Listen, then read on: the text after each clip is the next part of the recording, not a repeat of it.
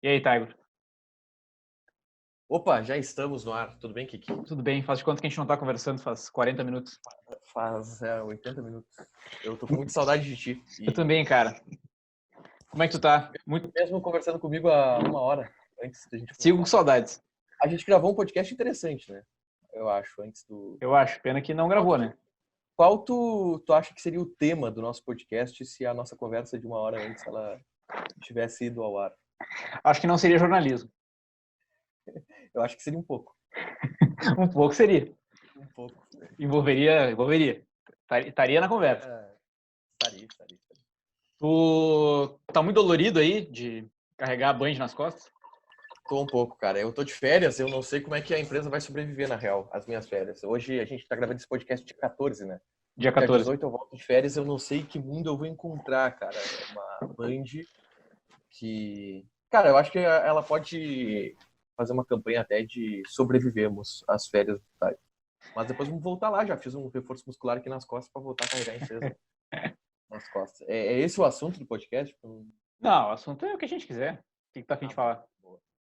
Não, porque as férias é um assunto interessante, porque a gente está vivendo num momento complicado, um momento de muitas dúvidas. Acredito que é isso que as pessoas que acessam Troca Letras, elas querem saber.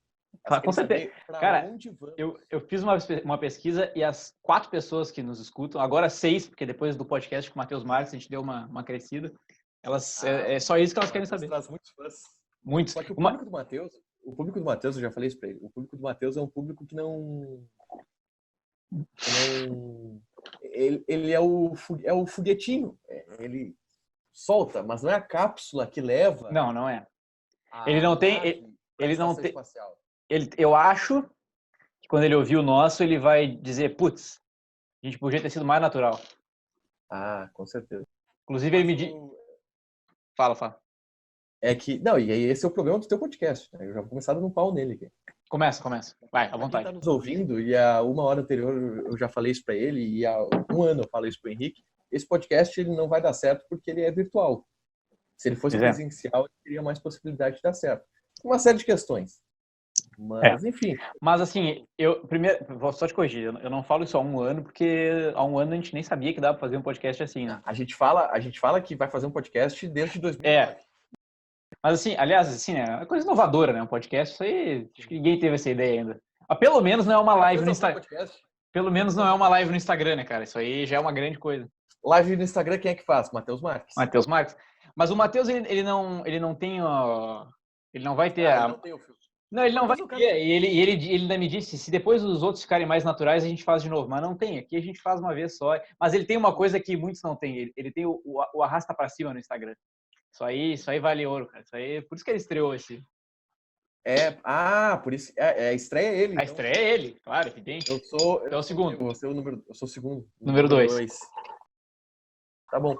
O Matheus, ele é muito mainstream, né, cara? Ele não é um cara que aprendeu ainda como usar o poder que ele tem, que é um poder gigantesco, muito maior que o nosso, a favor dele. Mas eu acho que ele usa, eu acho que ele engaja bem, né? O que ele se propõe ali no Instagram, eu acho legal, as redes sociais dele. Mas que o Instagram não traz retorno, cara. O Instagram não traz retorno de dinheiro. Ele não pode fazer merchan. Falou o Tiger, que tá multimilionário nesse momento, utilizando suas redes sociais. Então, fica o recado aí para os nossos ouvintes. Não, é que eu não tenho poder, né, cara? Mas eu também, cara.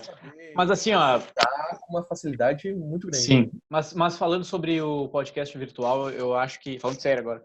Eu não acho que é o ideal, mas eu acho que depois desse 2020 aí, isso se tornou um formato aceito, assim, sabe? Tipo, eu mesmo ouço vários que são assim. São podcasts virtuais? De assim, por Zoom, enfim. Qual? Tem o Potter Entrevista, por exemplo. É todo assim. É. O Joe Rogan, às vezes, faz. Só comparações, assim, né? Mesmo nível, né? Vamos mirar lá para, né? Vai que... Mas eu já te falei também, depois desse programa vai estourar, explodir no YouTube. Eu vou só de AdSense. O meu público no YouTube é bom, hein? Só de AdSense eu vou conseguir montar um estúdio e aí vai ser presencial. Mas, pois é, como é que tá? Aproveita e fala disso que a gente não conversou ainda. Como é que tá utilizar o YouTube aí pela Bandeirantes?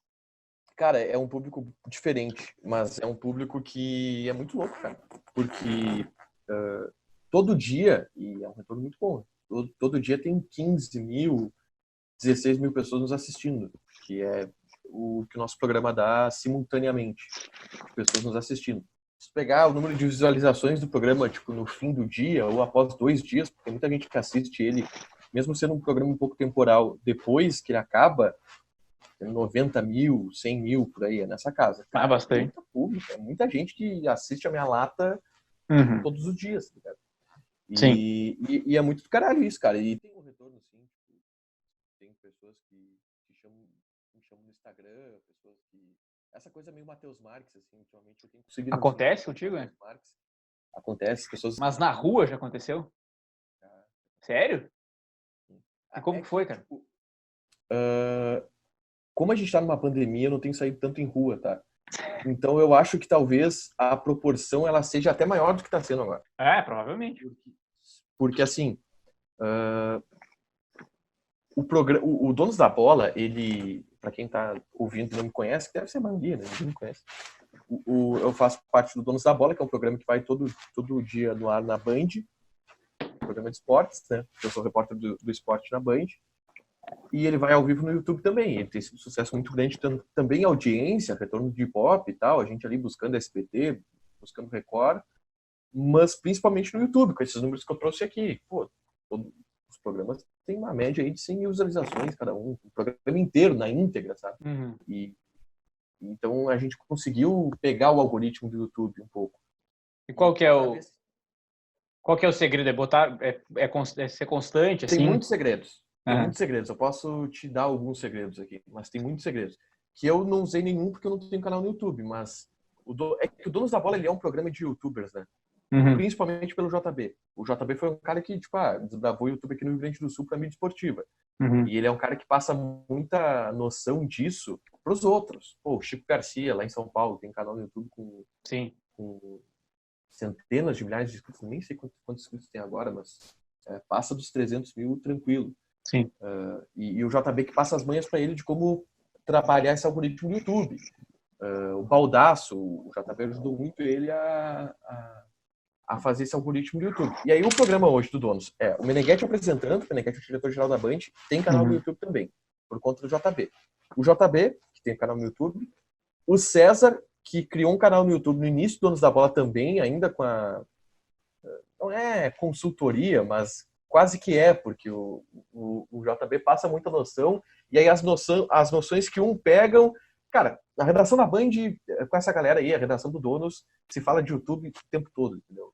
E por ser um programa feito por YouTubers, é engraçado dizer isso, entende muito bem como faz isso. E aí o César criou um canal, cara, o canal do César com muito sucesso, tá com 130 mil inscritos, o César tá milionário com esse canal no YouTube dele. Bagé também tem um canal no YouTube que cresceu muito a partir do Donos da Bola. Então, é um canal feito, é um programa feito por YouTubers, acabou sendo. YouTubers que viraram YouTubers com Donos da Bola. Sim. Mas aí o programa cresceu junto e foi um crescimento meio que conjunto, assim, desses canais do YouTube desses caras.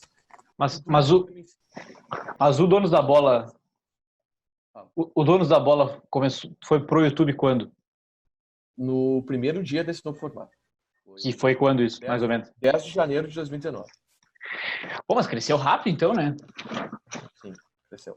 E o primeiro, cara, o nosso primeiro programa, tá? A gente antes fazia live no Face, porque a Band não tem muito a Band como empresa, aqui no Rio Grande do Sul principalmente, não tem essa visão ainda de entender, e não tinha principalmente um ano atrás, de entender como manejar as redes sociais, que é uma coisa que, cara, vai ter que acontecer. A rádio principalmente. E o que aconteceu? A gente fazia lives no Facebook, no antigo formato do Donos da Bola, que era com a Cris, que era com a Cris Bart apresentando, e aí na segunda parte o pessoal do debate da rádio ia para o estúdio da TV.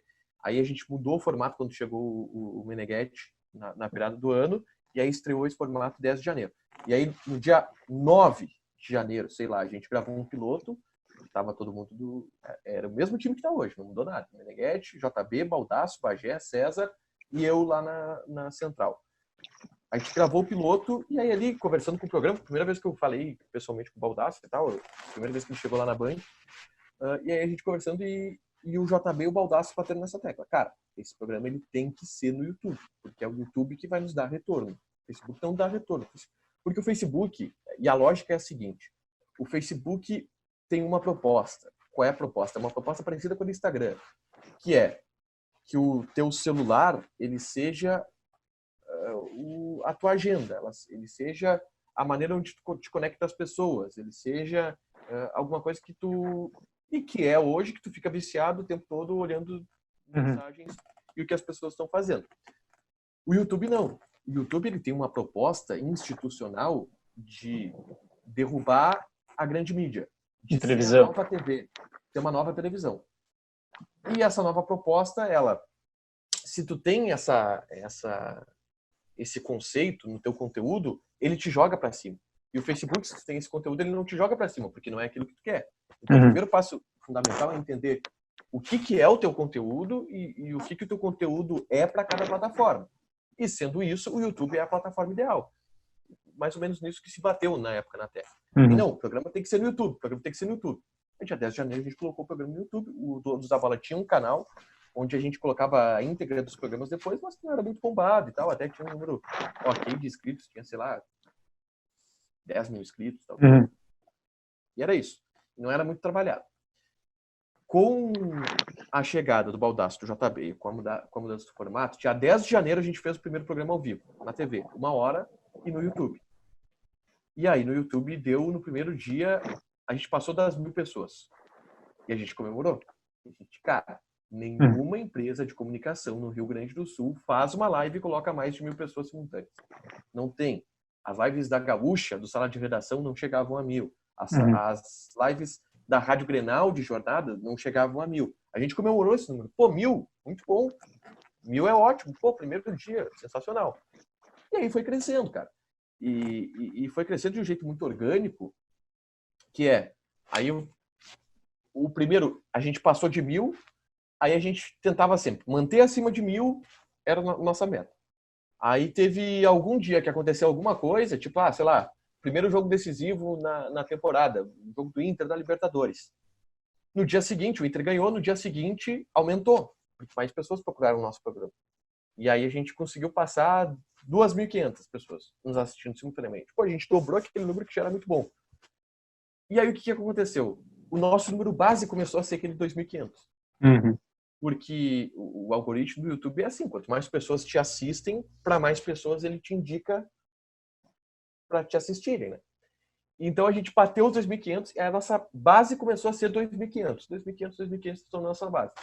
E aí esse crescimento ele virou assim, cara. Tipo, se a nossa base era 2.500, quando a gente tinha algum programa muito bombado por algum motivo, a gente passava essa base. Aí a gente chegava, sei lá, 5.000. E, pô, passamos de 5.000 pessoas. A partir dali, a nossa base passou a ser 5.000, entendeu? De pessoas simultâneas nos assistindo. E assim foi o crescimento, tipo, orgânico. Aí teve um dia que a gente bateu 10.000, teve um dia que a gente bateu 12.000, teve um dia que a gente bateu 15.000. Nosso recorde hoje, cara, é quase 30.000 pessoas nos assistindo simultaneamente no YouTube. Mas a nossa base hoje, tipo, média de pessoas nos assistindo, depende um pouco também de como é que estão os times, depende do programa e tal, mas é ali, nunca abaixo de 10, se passa de 15 é um bom número. Mas foi assim o crescimento. Foi rápido, mas foi muito natural, assim. Ele deu uma estilo Renato, uma decoladinha e foi decolando. Sim. E tem que ter, mas tem que ter uma constância, né?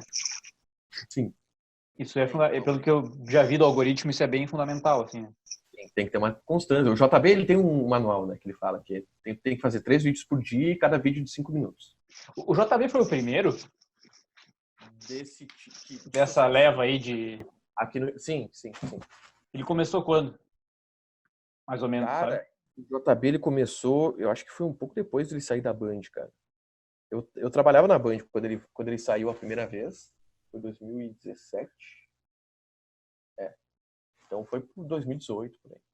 Nesse formato, tá? De canal de YouTube. Por que, talvez eu conversar com ele sobre isso, assim, como é que ele teve essa sacada, assim, porque jornalismo no YouTube ainda é uma coisa que não é pouco assim ainda, mas hoje já é mais uma realidade assim. Mas se ele foi o primeiro, né? Alguma sacada ele deve ter tido assim.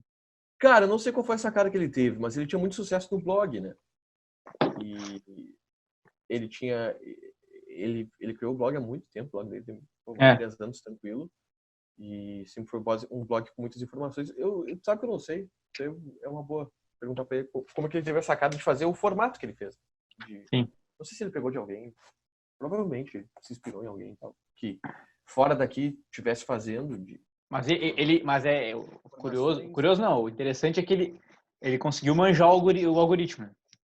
Mas aí ele estudou. Ele fala Sim. que estudou, leu pra caralho, assistiu vídeo pra caralho. Uhum. Até hoje. E aí isso ele que começou, tá? Mas hoje é uma febre, tipo, em todo mundo que trabalha com isso. Uhum. E que eu vivo nesse meio, né? Eu não tenho canal no YouTube de otário, porque dá muito mais dinheiro do que qualquer outra coisa. Uhum. Mas eu vejo o tempo todo eles debatendo e pesquisando questões sobre o algoritmo, tá? Tentando desvendar e tentando... É porque não é tão claro também, né? Beneficiar dele. Não tem uma cartilha do YouTube Claro. que diz isso. Sim. Não tem.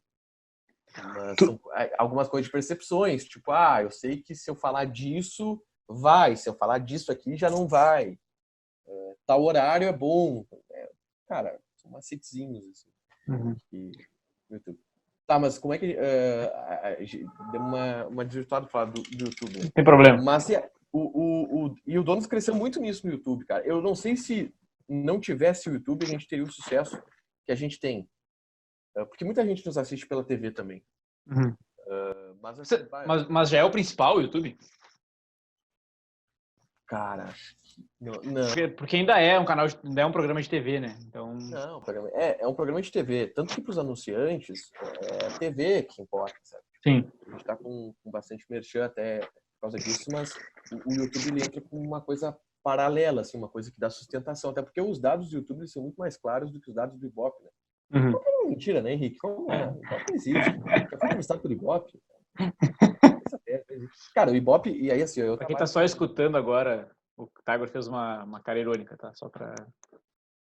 Assim, não, mas assim... Mas eu entendi que é uma coisa muito abstrata, assim, realmente. E pra mim o Ibope não representa a realidade. O Ibope não consegue representar uma realidade. E se tu pegar de rádio, principalmente. De TV eu acho que até pode ser, porque quando a gente compara os números de TV com o que a gente sente, tirei o dado do meu cu, beleza. A gente sente, cara, quando a gente tem mais audiência e quando a gente não tem. Quando a gente repercute mais e quando não repercute mais. E o de TV é até um pouco mais... Tem alguns dados do Ibope que a gente fala, não sei se é isso. Uhum. Mas é um pouco mais parelho com o que a gente sente de realidade, assim. Agora, cara, a rádio, o Ibope da rádio é sério.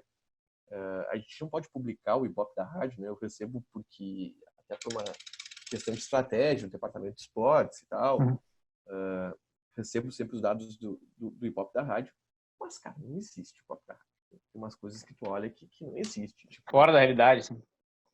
Não, completamente. Tipo, tem meses que o Ibope nos manda relatório dizendo que o programa mais ouvido da rádio é um programa de reprise no sábado de manhã. Nunca. Não é. Ninguém ouve rádio sábado de manhã. Não tem, aquele programa não tem retorno nenhum, enquanto outros programas têm muito mais retorno. Não é, sabe? Uhum. E, cara, se um dia o Ibope da rádio vier a público, assim, as pessoas entenderem, elas vão ver, não, de fato, não tem como levar isso aqui a sério. Mas é o que dita o mercado, né, cara, infelizmente. Ainda, né, cara? Porque ela olha o teu número no Ibope, E o YouTube quebra um pouco isso, né? Porque o YouTube te mostra um dado que é aquilo ali. Não métrica, tem, é aquilo ali. Uhum. Quantas pessoas nos assistiram? 99.078. Quantas pessoas... E aí o YouTube te passa... YouTube é do caralho. E as novas plataformas, elas são do caralho porque elas são muito mais evoluídas. Mas ele te traça até o perfil de idade, o perfil social, te traça tudo daquela audiência, tá? São dados muito mais concretos. Só que não adianta, o grosso da nossa audiência com certeza é da TV. Porque nem todo mundo tem YouTube, né, cara? fizer das coisas ali, talvez não tenha um computador. E é mais fácil assistir na TV, cara. Eu tô em casa aqui, Tu agora tô de acha? férias. Acho. Eu Tá? não, cara, Algumas questões eu acho. eu Algumas tenho questões. Eu TV. assisto muito TV. Eu assisto muito TV. Cara, a TV eu ligo hoje em dia, há muito tempo já, na verdade, eu ligo pra ver alguma notícia de vez em quando. E Tá, mas futebol. aí, tu liga pra ver aquela notícia? Não. Sei lá, tô a fim de ver notícia, deixo na Globo News, por exemplo. Ah, dá uma merda. Tipo, invasão do Capitólio. Eu Tá, tava deitado TV.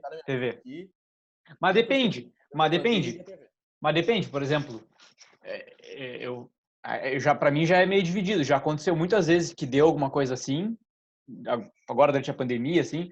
E, cara, eu tava no computador e no YouTube tava ao vivo, a mesma coisa que tá dando na TV, né? É que sabe por que eu acho que eu assisto mais TV? Hum, Que, pelo mesmo motivo... Aqui é um motivo agora. Eu não tenho um computador em casa, né? Eu fiz essa live aqui, peguei o computador emprestado do meu pai. Daí ele abre a porta ali perguntando se eu quero uva, sei lá. Eu fico muito no celular o tempo todo. Eu não consigo assistir alguma coisa assim, sem cara, o celular na mão. Então, se eu ligar para assistir o Donos, por exemplo, no celular, no YouTube, eu perco a instantaneidade de mandar alguma mensagem para alguém no celular. tá, mas isso é uma coisa é um luxo que eu me Aí, dei, eu tô várias vezes pagando. acontece. Ah, tô assistindo alguma coisa no YouTube. Bah, olha isso aqui, vou comentar alguma coisa que aconteceu com Sim. alguém. Ah, tem que sair. Cara, mas isso é um luxo que eu me dei eu tô pagando o YouTube Premium. Foi assim E aí porque, fica a cara, janelinha pequena. não, que nem Spotify, por exemplo, tu sai e fica só escutando. Mas assim, ele é mais caro É do que eu que. acho a TV mais prática. Não, mas assim, cara, é que assim, O eu Donos uso eu assisto na muito, TV. eu uso muito YouTube. Tipo, muito, muito.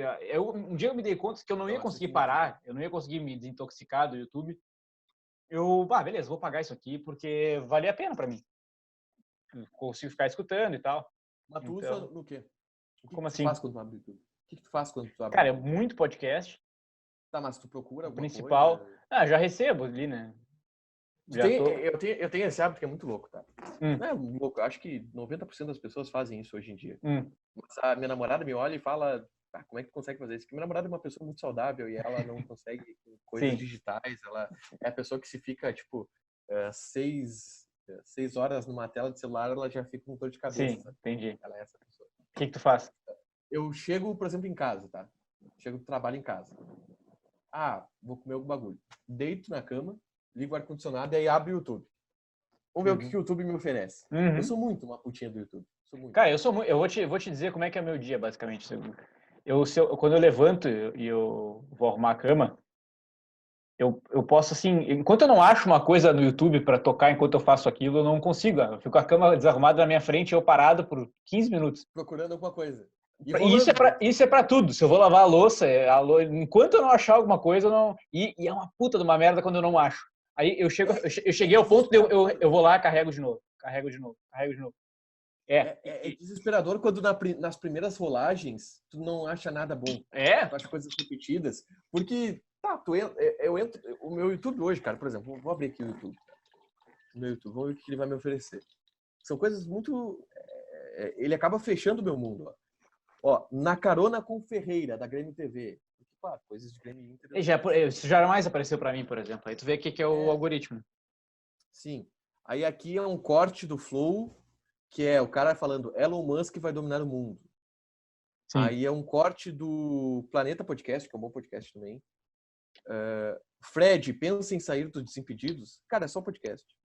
Rafinha, stand-up em inglês com legenda. Eu assisto muito stand-up. O meu hoje por exemplo. Preta, olha só, esse aqui é bom, Henrique. Fala. É um trecho do... Não sei qual podcast é esse aqui, mas tá o Monark e o Igão. É do Spotnix. Treta com o Whindersson Nunes. Sugestivo, né? Depende da treta. Sugestivo. Cara, mas é isso, eu sou muito viciado, mas ao mesmo tempo eu percebo que muita gente é assim, até porque o YouTube é gigante, mas voltando ao negócio só da televisão, é muito engraçado, ainda tem muita gente que não é. A minha namorada, por exemplo, ela nem tem aplicativo no celular. Do YouTube? Não tem. Sério? O que a Bianca Sério? faz? da vida? Cara, ela assiste televisão, Ela assiste bastante TV. ela fica, cara, muito... Ela deve olhar série. Eu olho também, mas ela fica muito mais no Instagram, por exemplo, que é uma coisa que eu uso bem menos, uso, mas uso menos. E ela foi uma que me disse, por que tu não assina esse negócio, o YouTube Premium de uma vez? Porque tu não vive sem esse negócio. Xingando, né? Provavelmente. Cara, já aconteceu, assim, é um vício, assim, porque... E, cara, e aí que tá, tem muita coisa ruim, entendeu? Tipo assim, muita coisa ruim. E às vezes é a época que eu me irrito, assim, quando eu quero assistir, e aí só parece sugestão ruim. E os podcasts, muitos são bons, mas muitos que eu assisto são ruins. Mas os caras sabem usar o YouTube. Sim. Eles sabem fazer a chamada certa. Sabe? O segredo do YouTube, Henrique, são os cortes. Os cortes, exato. Cortes. Aqui, inclusive, nessa conversa, eu já tô tá programando nos cortes. vários. Não corte nenhum. Pô, nós falamos JB, só um vídeo ali, ó. Como o JB faz o seu canal. Coloca JB na thumb. Claro. Vai bombar. Entendeu? Vamos para outro agora. Agora começa aqui, eu vou começar outro corte. Fabiano Baldasso. Fabiano Baldasso. Eu tenho uma única pergunta sobre o Fabiano. Tá. Fabiano Baldasso existe? Existe, ele é um gênio. Existe, é um gênio. Eu sou um defensor de Fabiano Baldasso. Tá, pois é, mas mesmo discordando de tudo que ele fala. Por que tu é um defensor dele? Porque ele é muito bom, cara. Ele é um cara... Em primeiro lugar, é um cara... As pessoas, às vezes, fazem uma imagem dele que ele é um cara corporativo, que tirava dinheiro do internacional, que se vende suas opiniões. Isso que eu escuto bastante. O Baldasso é um cara que só fala bem da direção porque a direção dava dinheiro nele. E as pessoas não conhecem o Baldasso. Cara, o Baldasso é um cara do bem, o Baldasso é um cara inteligente, louco, completamente louco, e ele é um cara que ele tem... Eu consigo entender a linha de raciocínio do Baldasso. Eu não concordo com a linha de raciocínio do Baldasso. Isso falando a debate de futebol, tá? Especificamente. Mas eu vejo uma coerência ali. E aí as pessoas desenham isso do Baldasso, mas na real não conhecem ele, sabe? E aí acaba... Com certeza, aumentando muito mais a imagem daquilo que as pessoas querem acreditar do que as pessoas são, aquelas pessoas que elas acompanham são, do que o que realmente é. O que eu posso falar do Baldasso é isso, cara. É um cara que trabalha pra caralho, é muito do bem, muito disposto a ajudar, e é um cara que, porra, foi fundamental pra gente, né? Então, tinha dias que, logo no começo, cara, agora não tem isso tanto, mas logo no começo tinha dias que média do programa era 1.500, 1.500 pessoas nos assistindo. O dia que ia o Baldasso, os dias que ia o Baldasso, no começo ele ia 2 dias por semana, era 3.000.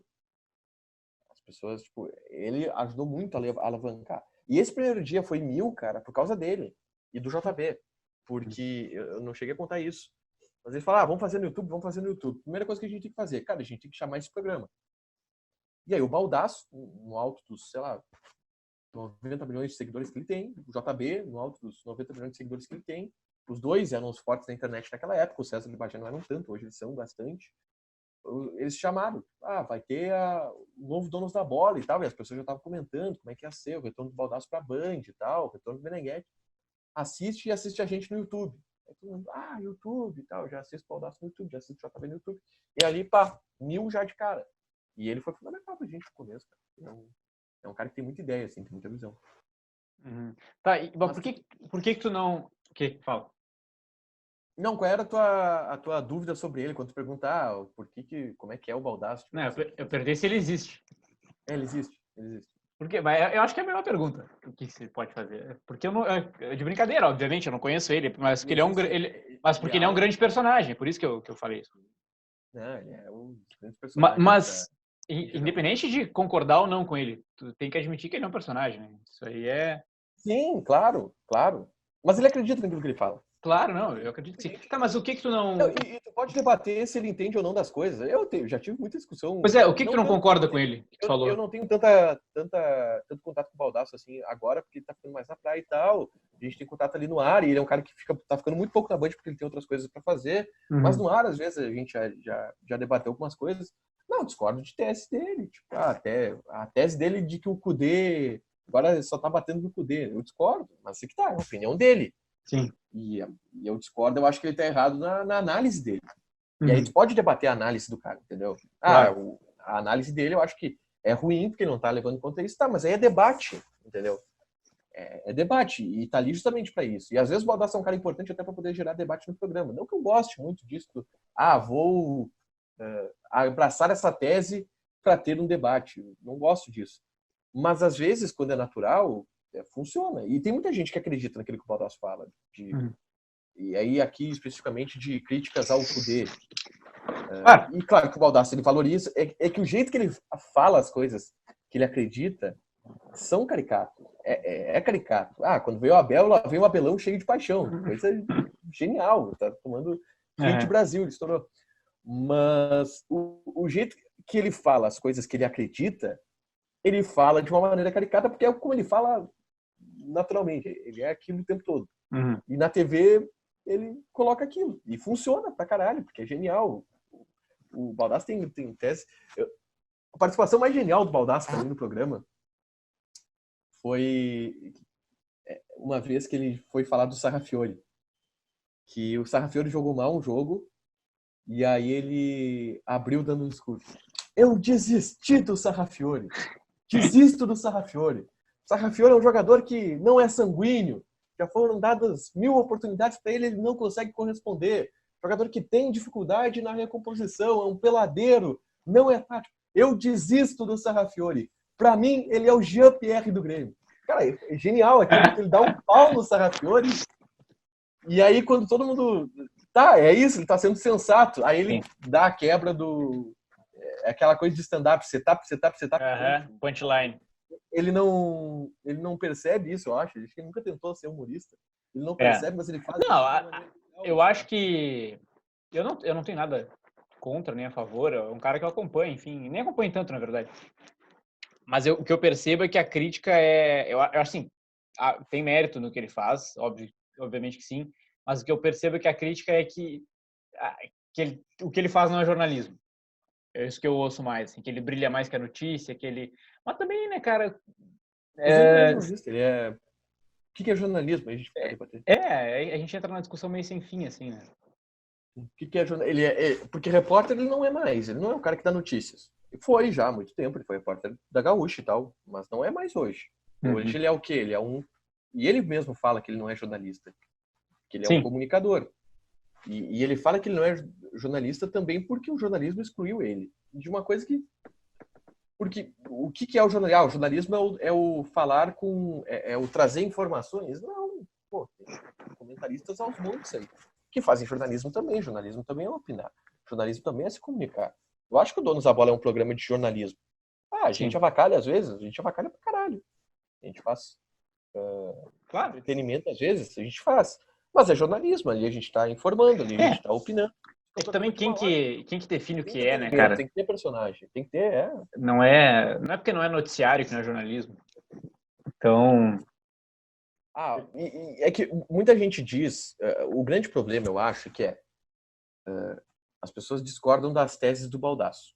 E aí, beleza, porque se tu discorda da tese do Baldasso, tu tá certo, porque eu discordo de quase todas. As teses deles, todas estão erradas, quase. Mas as pessoas, e se criou um entendimento, talvez, externo, e se criou esse entendimento numa bolha, tá? E aí a gente tem que tentar fugir dessa bolha. O Baldasso fala muito isso. E esse entendimento que se criou dele foi nessa bolha, de que as opiniões do Baldasso são desonestas. E que são de pessoas que não conhecem ele, não conhecem o dia a dia dele. Esse argumento com as pessoas, tá, por que é desonesto? Porque ele dava pau, ele não dava pau na direção do Inter e ele trabalhava lá. Cara, assiste o primeiro mês de Donos da Bola. O Baldasso era funcionário do Inter, e ele era funcionário porque ele trabalhava lá, porque ele desempenhava um trabalho lá, um serviço, sim. que era organizar as excursões de consulado do interior lá, e pagava um X de salário para ele. Ele dava pau na direção. Só que as pessoas acreditam naquilo que elas querem acreditar. E por isso que eu defendo ele. Porque eu já vi o Baldasso dando pau na direção enquanto ele era funcionário do Internacional. Claro. Eu acompanhando o trabalho do Baldasso, e hoje eu acompanho muito mais porque trabalho com ele no bônus, então o mínimo que eu tenho que fazer é assistir o bônus todo dia, ele não pulou, cara.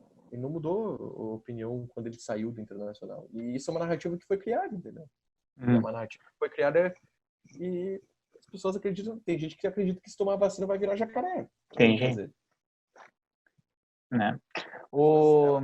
Principalmente na internet acreditam naquilo que elas querem acreditar. Não é legal eu dizer, o Baldasso é um cara que não recebe de ninguém, que é coerente com as opiniões dele, por mais estapafúrdias que elas sejam. Isso as pessoas não querem entender. Sim. E o Neto falou dos youtubers da Band, o César Cidade Dias, que aí agora a gente tem outro corte, entendeu? A partir daqui, aí tu fala o que tu quiser sobre ele, aí isso é só pra gente bombar com esse vídeo aí, eu nem tenho nenhuma pergunta, tô brincando. Mas ele é um cara, não, falando sério, ele é um cara que tá bem no YouTube também, eu acompanho de vez em quando, assim, né? Ele segue bem esse formato, né? Essa cartilha aí do JB, de, sei lá, 3 vídeos por dia, ele cresceu bem rápido também, né? Sim, ele foi muito disciplinado, né? Pro YouTube dele. E ele é muito disciplinado pro YouTube dele. O César, no primeiro vídeo, se pegar os vídeos antigos dele, ele não sabia posicionar um celular. E a gente tinha que dizer, não, pega aqui, a luz assim.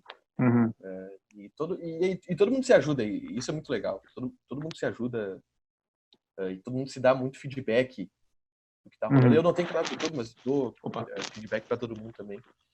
E o César foi um cara muito disciplinado, assim, com o canal do YouTube dele. Ele começou e falou, não, vou fazer isso aqui. Vou fazer isso aqui. Sim.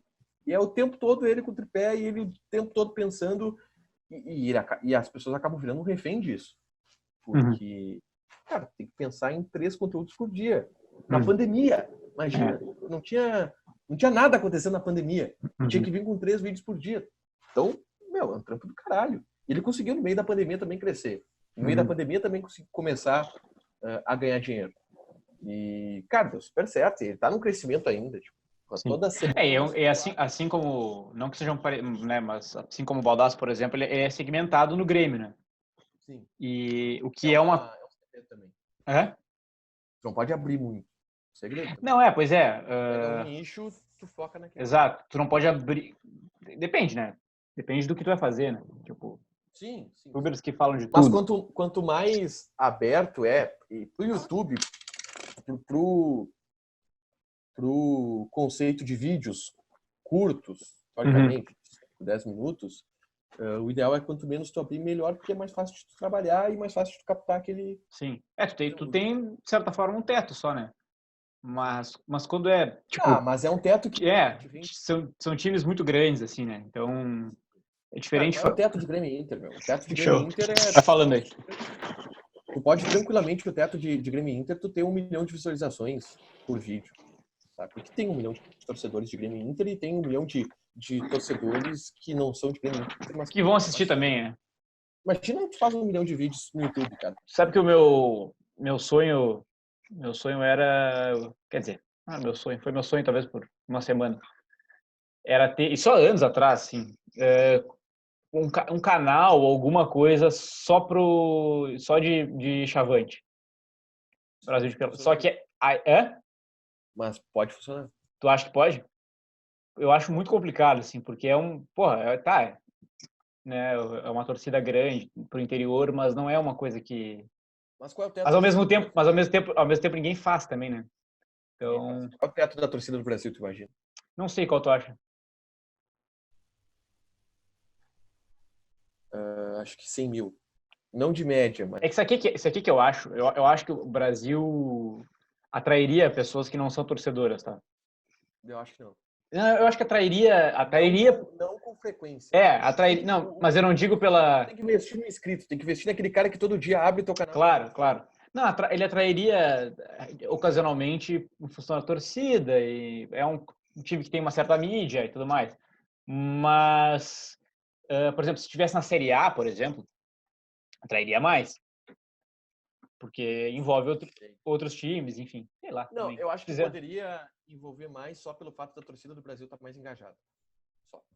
Sabe o que não atrairia? Isso, com certeza. Esporte Clube Pelotas. Esse jamais. Então pode criar 200 canais aí. Se eu estivesse trabalhando em Pelotas ainda, com o conhecimento que eu tenho... Bem, cara, isso aí. Com o conhecimento que eu tenho hoje até, porque todo mundo, quando é que tu vai fazer teu canal no YouTube e tal? Eu não tenho conteúdo ainda que eu Sim, Imagino fazendo, já te falei isso. já. Acho que naturalmente um dia vou migrar para isso porque é a tendência mercadológica. Mas eu não tenho um conteúdo ainda que eu me imagine fazendo e que fique top. Mas se eu trabalhasse em Pelotas ainda, eu acho que daria para fazer. Acho que sim. Um canal de notícias de Brasil de Pelotas. No Brasil de Pelotas a gente tinha um fluxo de informações muito grande também, como tem aqui de Grêmio Inter.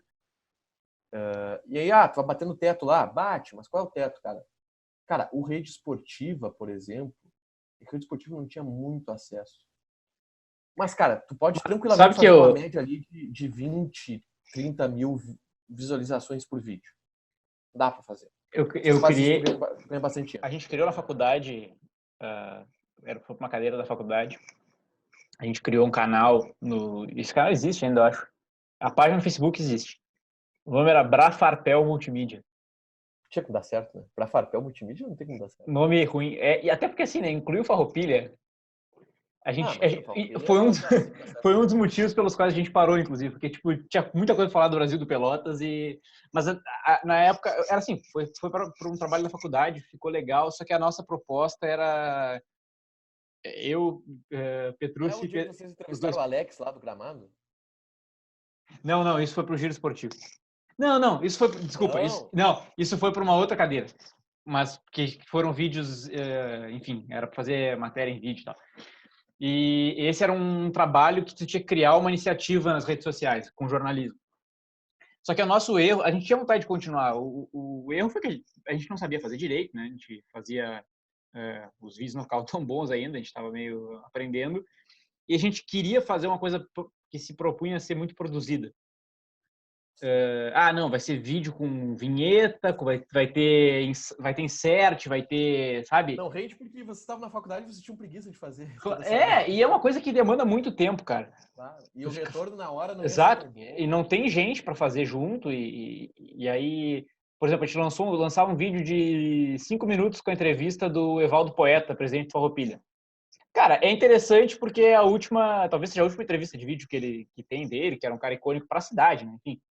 Mas, assim, foi um vídeo de 5 minutos que demorou horas e horas e horas para ser editado. Não foi, tipo, que nem a gente tá... do Evaldo Poeta é uma frase dele. Não é que nem, tipo, a gente tá conversando agora, eu vou cortar do início ao fim e deu, entendeu? Então, esse foi o erro, assim, mas eu lembro que na época eu queria ter continuado, assim. Mas tu olha que engraçado, até hoje eu recebo notificação que a página foi curtida por mais pessoas, assim, um troço que tá parado lá há 7 anos, assim. Então... É a página no Facebook. Tem a página no Facebook e, cara, tinha um canal no YouTube, mas não sei que fim levou, assim, se a gente excluiu. O Rede Esportiva, que era o site que a gente trabalhava em Pelotas, que era um puta projeto. Teve muitos projetos do Rede Esportiva, né? Eu tive algumas contribuições. Deu algumas contribuições para o Rede Esportivo, todo mundo deu, né? Mas, o Rede Esportivo foi a primeira coisa que eu abracei, assim, na minha vida. E ali em 2013, 2014... Cara, o Rede Esportivo é genial porque... Sabe da história da bolsa de estágio, né? Que eu ganhava e que eu dei pro Heitor? Sabe dessa história? Não, acho que não. É assim, o Rede Esportiva tinha parado um tempo e ele voltou com o Maurício Mesquita, que hoje explica. Vamos fazer de conta que tem gente escutando agora e explica o que é o Rede Esportivo. Rede Esportiva é um portal de notícias que foi fundado por alguns, então, jovens jornalistas da cidade de Pelotas. Uhum. Maurício Martins, Renan Silva... não precisa explicar tanto, assim. Não, só para citar o nome dos caras, senão eles dá. Sim. Principalmente o Renan. Saudade do Renan. Ele é gente boa, meu amigo. O Michel, o Vinícius Guerreiro. Eu acho que eram esses. E o Maurício Mesquita, que não era jornalista na época, ele entrou como programador e aí ele entrou na faculdade de jornalismo e aí eu conheci ele. E que não é mais jornalista e não por acaso o único que está milionário nesse momento. Tá milionário, Maurício. Eu falei com ele esses tempos, cara. Perguntei, e aí, tu tá milionário? Cara, sensacional. Mas tá, e o Maurício é o cara que tinha ideias brilhantes, né? Sim. Eu depois vou contar uma outra ideia brilhante dele. Aí era um portal de notícias que a gente cobria Brasil e Pelotas, como se fosse o Globoesporte.com. E aí a gente fazia todo o noticiário de Brasil e Pelotas. E aí a gente inventou um monte de coisa, cara. A gente fazia a transmissão dos jogos das categorias de base dos clubes, Brasil Sub-20, Pelotas Sub-20. A gente fazia transmissão. Teve um Brapel transmitido pelo Rede Esportiva, que foi o Brapel lá da Boca do Lobo, 2-2, que o Giacomo Vertinetti, do Diário Popular, narrou, e era uma parceria do Diário Popular com o Rede Esportiva. Tinha vários projetos dentro do Rede Esportivo. E aí teve um tempo que ele deu uma morridinha, porque aí a galera começou a fazer outra coisa e tal. E aí o Maurício me pegou e, não, vamos voltar e tal com o Rede Esportivo, vamos. Aí isso, final de 2013. Eu me lembro que o primeiro jogo que eu me credenciei para... Meio de 2013. O primeiro jogo que eu me credenciei para assistir pelo Rede Esportiva, para trabalhar, foi Brasil e São Paulo, o jogo da final da divisão de acesso. Gol de pênalti do Rafael Foster. E aí comecei a trabalhar e dar-lhe pau ali, fazer setor do Brasil de Pelotas, ia no Brasil, ia a pé no Pelotas, tudo a pé em Pelotas, né? Ia no Bento Freitas, aí assistia a treino, fazia coletivo, o treino do Pelotas era de manhã, eu já tinha ido, ou então, se era na mesma corrida, eu ia a pé, ou pegava a carona de alguém e tal. E aí tava puxado para mim, tinha que fazer, sei lá, 8 matérias por dia. 4 de Brasil, 4 de Pelotas, tava puxado. E aí o Maurício, tem que chamar alguém. Aí o Eduardo, que era meu colega, e era repórter da Rádio Pelotense, ele estava trabalhando no futebol daqui, aí ele não quis vir pro Rede Esportiva. O Petrucci estava começando na RU, e aí não tinha ninguém pra gente convidar, que era a galera que estava comigo ali que trabalhava mais no setor. Aí eu chamei o Heitor, que era meu bicho da faculdade, que é nosso amigo, o Heitor Araújo. E aí tá, Heitor, vamos trabalhar, não sei o quê. O Heitor, vê se consegue um dinheiro, não sei o quê. E quando a gente reativou esse projeto, eu ganhava uma bolsa. Era de R$250 do Maurício e do Justin. Conhece o Justin, né? Acho que sim. O Felipe Pires, outro gênio sim. E aí? da comunicação. E aí eu ganhava essa bolsa de R$250. Não, Heitor, eu dou metade da minha bolsa pra ti. Aí ficou eu ganhando 125, o Heitor ganhando 125. E aí a gente começou aí, o Heitor pegava o Pelotas, eu pegava o Brasil. Porque aí só o Heitor tinha carro. Aí às vezes eu pedia umas caronas pra ele, a gente fazia uns corre. Mas era muito massa, mano. Muito massa. Naquela época foi muito massa. Trabalhava pra caralho. Aprendi a trabalhar naquela época. 125, hoje, né? Mas 125 para cada um. R$125 para cada um. Então, assim, é o seguinte... Diga-se de passagem, Henrique, foi o maior salário que eu ganhei na imprensa esportiva pelotense foi quando eu ganhava 250 no Rede Esportiva. Mas foram os maiores salários que eu recebi na Crônica Esportiva pelotense. Depois não recebeu nada. Trabalhei na Rádio Brapel, não ganhei. Trabalhei na Rádio Cultura, não ganhei. Mas eu acho que não custa... Pra quem tá nos ouvindo e não entende o que é isso, cara, eu pedia pra trabalhar nas rádios, cara, deixa eu trabalhar aí. A gente não pode te pagar nada. Sim. Beleza, não tem problema. Na Rádio Financia eu ganhava cachê de viagem, que era para eu poder comer na viagem. Vamos Pelotas e Palmeirense, em Palmeiras das Missões. Aí a gente ia na vanzinha da imprensa lá, que ia todas as rádios numa vanzinha só. E aí o Telmo, que era meu chefe, dava 70 pila. Era para eu poder comer no dia. Fazer chover com 70. Era uma loucura, né, cara? E só que por minuto. Só que o cara fazia também. E o cara nem achava ruim também, né? No início. Não achava. Final... Não, ia ser ruim fazer isso até hoje, e foi o que bateu lá em Pelotas, né, cara? Porque eu me formei, aí eu fiquei 1 ano trabalhando no Pansi, procurando emprego e tal, mas procurando emprego naquelas, porque curtia trabalhar onde eu tava trabalhando. Aí chegou um momento, cara, não dava, tem que ganhar dinheiro, tem que... Claro. Porque o que me sustentava quando eu tava na faculdade, o pai me dava uma ajuda, claro, mas eu estagiava no MP. E aí eu ganhava 1.000 pila do MP. Eu me lembro disso. Fazia pouquíssima coisa. Eu falava que eu era o chefe da assessoria de imprensa do Ministério Público em Pelotas, porque só tinha uma pessoa que era estagiário, que era eu. Dava R$1.000 por mês. E aí, beleza, aquele é o meu salário, e aí nas rádios eu trabalhava o que eu queria trabalhar, tá ligado? Aí eu me formei e acabou o estágio do MP. Então eu fiquei 1 ano nessa merda. Não ganhando nada. E aí chegou uma hora que, cara, a água bateu no bunda, não. Tem que achar um emprego. Aí eu vim pra Pelotas, eu vim pra Porto Alegre, e aí achei. Cara, esse é o problema de... Eu falei quantas vezes a gente olhava, será que a gente vai conseguir emprego um dia? A gente era desempregado, meu. Cara, eu tava... Hoje, inclusive, recebi uma mensagem de uma pessoa que vai se formar, queria mandar currículo e tal, porque tá já me desesperada que vai acabar. E eu tava me lembrando, cara, eu não sei se deve ter gente que não tem ideia do que é isso, mas o quão desesperador é ficar desempregado, né, cara? Eu nunca fui demitido de nenhum lugar, felizmente, Também não, ainda não. mas tive esse período aí de ficar desempregado, me formei e não tinha, cara. E para mim, assim como para ti, foi muito difícil porque, claro, bem menos difícil porque eu tinha meus pais, tudo mais, sempre né, puta do privilégio. Mas foi muito difícil porque cara, eu estagiei desde a semana 1 de faculdade. Eu nunca fiquei sem fazer nada. Eu trabalhei em vários lugares diferentes, sabe? Tive um monte de experiência legal. Eu meio que eu achava que eu talvez não ia ter o emprego dos sonhos logo de cara, mas eu nunca me passou pela cabeça que eu ia ficar, eu não ia ter nada para fazer. Não fazer nada. E aí eu fiquei uns 5 meses, eu acho. E isso era uma agonia, cara. Então, sempre que alguém me procura, assim, claro, infelizmente não dá para empregar todo mundo, né? Enfim, sempre recebo currículo e tal, mas quando for ter alguma vaga, a gente sempre quer que tenha uma vaga, inclusive. Mas eu sempre me lembro de... Tudo que eu queria era ter vaga pra poder... exato. Mas eu sempre me lembro disso, assim, que o quão ruim é tu ficar assim, porque tu se sente meio inútil também e tu acha que a culpa é tua e na real não é, né, cara? Eu conversei com o Matheus outro Na dia real é um também. pouco. Eu não sei, cara. Não, não é, mas é que eu falo que é um pouco porque, tipo, Não, como é que tu claro, conseguiu um tu, emprego? tu, tu Enquanto tem, correu atrás. claro, tem que te mexer. Não, mas é que Tem que a época tá. que a gente fica... O que eu conversei com o Matheus também foi um pouco isso.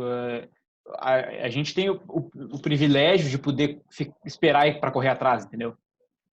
Sim. Tem muita gente que não tem esses 6 meses para ficar correndo atrás. Então, e aí o cara desiste. Às vezes, gente que é muito boa, entendeu? Quanta gente que poderia estar dando certo, poderia estar tri bem hoje e simplesmente não podia se dar o luxo de esperar, né? Eu acho isso bem complicado, assim. E na nossa área tem muito, porque é uma área que o mercado ainda é muito ruim e muita gente não pode esperar, infelizmente. O meu foi diferente porque eu fiquei, tipo, um ano. Que eu saí do MP porque eu me formei. Deu menos de um ano. Eu saí do MP em fevereiro de 2016 e eu comecei na Band em... fim de fevereiro e início de fevereiro de 2017 eu entrei na Band. E aí, só que esse um ano eu não fiquei parado. Exato. Eu fiquei fazendo coisinhas. E, tipo, não ganhava, não recebia na Tupanci, que era a rádio que eu trabalhava e que eu, tipo, todo dia ia lá fazer o programa, e saía, ligava pra fazer jogo, e fazia, cobertura e tal, não sei o quê. Eu não ganhava da Tupanci, e aí, tipo, eu ganhava dinheiro de outras coisas também, tipo, fazia trampo trabalhava em festa de noite, fazia fui de garçom de chalaça, em 2 chalaças. Eu lembro. Eu dava... Mas tu fazia uma coisa que isso talvez foi o bom para te manter ocupado, mas foi ruim porque talvez te prendeu mais, que foi ficar na rádio de graça. Ficou quanto tempo seguindo trabalhando de graça? Que foi importante para mim, tipo, foi muito importante para mim, porque você tá trabalhando, tu tá adquirindo experiência, né? Mas era uma merda, porque tu estacionava. Aí naquele período a gente tentou fazer o Tupanci Sports, né? Grande projeto. Um grande projeto de Tiger Junk e Henrique Massaro, que acabou não Tinha tudo para dar certo, eu acho. Menos dinheiro. Sim. A gente hoje, imagina o Tupanci Sports bombado e com o advento da rede social, o advento do YouTube. A gente ia dobrar o Malhão. Tá louco. O Malhão perdeu a oportunidade. Mais milionário do que ele já é. Se estiver escutando, Malhão, ia te dar mais dinheiro que a igreja. Esse dia o Malhão me ligou. É? Dias faz muito tempo. Foi a última vez que eu falei com o Malhão. Ele me ligou para saber se eu da Fox Sports, porque ele queria se credenciar para assistir a final de Boca e River. Que coisa aleatória. Eu nem tava no esporte ainda na Band. Tem uma outra coisa muito curiosa desse período aí, que é Regis Nestrowski. Para quem estiver escutando aí, a gente vai contar ou não vai contar? Conta aí. Tu tem contato com o Regis Nestrowski? Não tem. Então, né? Não, pode contar. Quem estiver escutando aí, de repente lembra aí dos anos 2000, né? Ou anos 90. Não, ninguém vai lembrar dele. Duvido. Será? O cara que trabalhou na ESPN. Cara, eu e tu, a gente era punhetinha de jornalismo esportivo. Eu considero punhetinha. Acho que eu era também, Eu não lembrava dele. Eu também não lembrava. nem os guris, nem os dois Pedros. Mas enfim, é um cara que, vamos só resumidamente, um cara que trabalhou em alguns lugares, né? Teve uma repercussão, assim, trabalhou em lugares grandes e deu um curso de jornalismo esportivo aqui em Porto Alegre. E aí foi a nossa, foi uma das nossas cartadas finais, assim. Tava eu, o Henrique, o Pedro Antunes e o Pedro Petrus. O Pedro Antunes trabalha na RBS e o Pedro Petrus trabalha na TV Juventude e TV Caxias também. Né? Lá em Juventude. Caxias. E trabalhava na RBS também. Trabalhava na RBS também, trabalhava na Gaúcha. E aí os Pedros estavam empregados e eu e tu, a gente estava desempregado na época. Foi bem nessa fase. Era isso. A gente estava atirando para tudo que é lado já. Tava tirando para tudo que é lado. E aí a gente viu esse curso aí. E a gente, cara, é a oportunidade para o quê? Para que a gente se qualifique profissionalmente, que a gente vá para Porto Alegre, né? E que a gente, enfim, conheça pessoas, talvez conheça um networking, a fim de conseguir um emprego. Só que o curso não era muito bom. Vamos só resumir assim, não existia curso. Não teve nada. Não era bom, né? Vamos ser gentil. Perdeu a última aula, que foi a mais engraçada, né? Perdi a última aula, que foi a mais engraçada. Porque era um curso de comentário esportivo. E aí, o que rolou? A última aula, ele disse, pois é, agora vai ser a aula... Eu não vou fazer vou pensar aqui. A última aula vai ser a aula prática. Vocês vão narrar e comentar. E aí eu, tá, beleza. Aí, tipo, era todo sábado de manhã a aula. Isso foi no sábado de manhã. Aí a gente voltou para Pelotas e tal. A gente ficava no apartamento do pai do Henrique. Aí a gente ficou pensando, talvez ele vai levar algum jogo, alguma coisa para que a gente comente daí e faça um exercício assim. Bom, aí o Henrique não foi nessa última aula. Por que tu não foi? Acho que eu tinha um aniversário. Para tu ver como o curso era bom, eu tinha um aniversário e não fui. Aí foi eu e os Pedros. E aí chegou lá, vai ter alguma coisa. Cara, não tinha nada. Aí ele pegou e falou, comentem um jogo ou façam uma narração, um comentário que vocês quiserem de um jogo. Aí nós, mas qual jogo? Não sei, o que vocês quiserem. Aí tipo, a gente coloca um vídeo. Não, imaginem, sei lá. E foi isso. Teve um cara... só que os caras que estavam no curso com a gente, tipo, também não tinham experiência. Eles não eram jornalistas, nem nada. Pouquíssimos estavam na faculdade de jornalismo. Tinha uma galera que foi do nada, assim. Aí teve um cara que escreveu uma... O que ele escreveu? Eu não lembro. Ele escreveu uma narração, lembra? Aqui, ó. Que aí foi assim... Tá, mas aí a gente pegou e puxou à frente. Porque a gente era os mais experientes ali. Nós três a gente já tinha trabalhado em veículo e tal. Eu trabalhava na rádio, Pedro trabalhava na rádio, o outro Pedro também. Aí a gente foi puxar. Aí a gente fez uma equipe pra ir os três de uma vez pra não passar muita vergonha, né? Aí eu narrei, o Pedro Antunes comentou e o Petrus estava lá no fundo dormindo. E aí eu comecei a inventar um jogo que era Barcelona e Atlético de Madrid no Nicolau Fico, sei lá, uma coisa assim.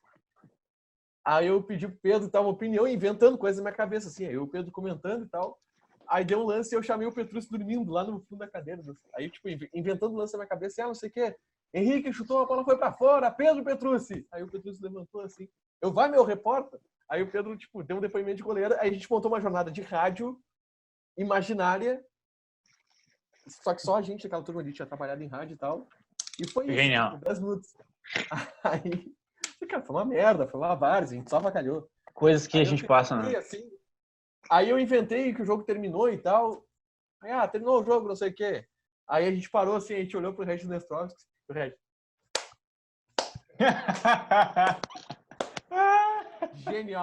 Genial. Voltamos. Tá, aí deu desse assunto, deu desse assunto. Não, aí só deixa eu contar do Quem entendeu nada dessa história, já nós vamos continuar com ela. Deixa eu contar do cara que escreveu a narração. Aí a gente fez isso. Porque a gente era os únicos que tínhamos trabalhado em rádio. E aí a outra galera, tipo, e agora que a gente faz, não sei o quê. Mas foi um exercício muito escroto, porque tipo, ninguém sabia o que fazer. Aí teve um tiozinho que escreveu uma narração Aí ele falou, eu vou narrar, mas eu escrevi aqui daí o jogo. Aí tá, narra. Aí ele sentou, tipo, e ele narrou a final da Copa de 94. Aí ele pegou, assim, um caderno. Cafu toca para Zinho, e Zinho recebe e dribla o marcador. Ele joga para Mauro Silva, que domina com a perna direita. E assim foi, narrou 5 minutos. Nossa. Essa experiência do nosso curso. Muito legal, tá? Cara, é que é isso, né? Desemprego. Isso que eu nem comentei minha experiência na... Nem comentei na Rádio Chavante. Não vou nem contar essa. Rádio Chavante. É uma das experiências inesquecíveis. Mas quem acompanha aqui o Troca Letras, vai saber dessa história. Fica atento. Que vai, nos próximos episódios.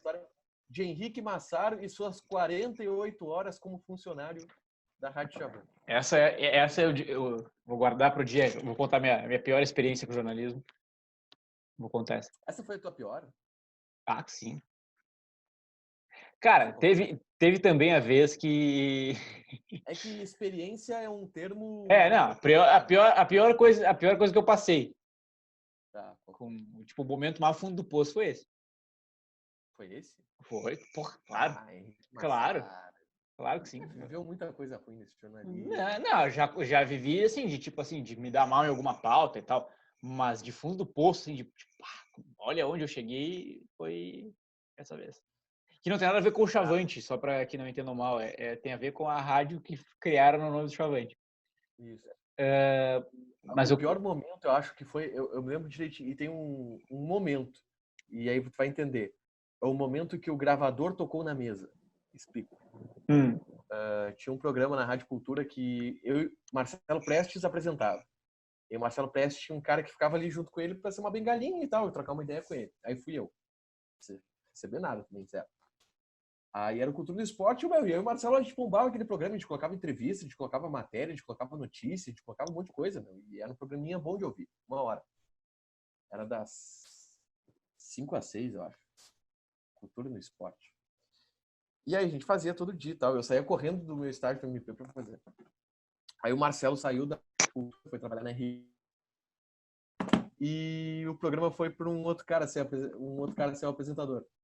O Jordão. Só que, eu não sei com essa história. Sei lá. Não, aí, teve um momento que foi muito dependente. Porque ele não sabia como é que era o setor dos times do Brasil de Pelotas. Tipo, eu e o Marcelo, a gente fazia todo dia o setor do Brasil, o setor do Pelotas. Uhum. E aí ele fez o programa ali e tal, e ficou meio que conversando, e não sabia muito como fazer. E eu ali, de bengalinha de graça, eu tinha 17 anos. Aí teve um dia que eu falei, Jordão, a gente tem que fazer esse setor e tal, né? Vamos fazer assim, tu faz o Pelotas e eu faço o Brasil, igual eu fazia com o Marcelo. Aí ele, mas como é que é o setor? Ele, não, a gente vai lá, acompanha o treino e tal, acompanha a entrevista coletiva, e aí traz a entrevista coletiva aqui, a gente edita e tal, e roda no programa. E aí ele não sabia fazer o som de forte, ele não sabia mexer no som de forte, não sabia editar. Aí ele me perguntou, mas que dia é que tem treino e coletiva? Eu, todo dia. Ele, todo dia tem? Eu, sim, todo dia. Tá. Então tá. Aí eu falei pra ele ir no Pelotas, que era do outro lado da rua da rádio. Aí ele foi lá e... Aí tá, eu fiz o Brasil, cheguei na rádio com o material do Brasil e tal, as informações de treino, a entrevista coletiva, editei a coletiva, os textos que eu ia usar lá e tal. Aí ele chegou e ele demorou para chegar, o treino foi um pouquinho mais tarde. Aí ele chegou depois com um gravadorzinho. E a gente, na época, a gente gravava as assessorias gravavam as coletivas e nos mandavam, porque aí pegava pelo sistema de som da sala, né, que era melhor. Sim. E aí ele chegou com um gravadorzinho e atirou o gravadorzinho em cima da mesa, assim, tá aqui o Pelotas, não sei o que, um caderninho cheio de notícias. Só que, tipo, faltava 5 minutos pro programa começar. Aí eu, mas como é que tu vai colocar o áudio do gravador aí pra editar e tal? Aí, não sei. E agora, como é que a gente faz? Não. Aí eu, não sei, era pra ter pedido o arquivo e tal, que a gente editava o arquivo aqui. Mas eu não pedi. Aí depois eu soube, com outra galera que tava no estádio, como é que foi o setor. Ele chegou lá com um gravador, não conversou com ninguém. Tava o cara falando, ele chegou no meio da entrevista, colocou o gravador em cima da mesa e saiu. Nem era pelo gravador, sabe? Cadê? Acho que esse foi o momento mais... Ah, foi esse? Ah, foi de boa, então. Não, é que foi... Eu tive um outro que foi fundo, mas é que aí não foi fundo do poço. Que foi a Rádio Pelotense.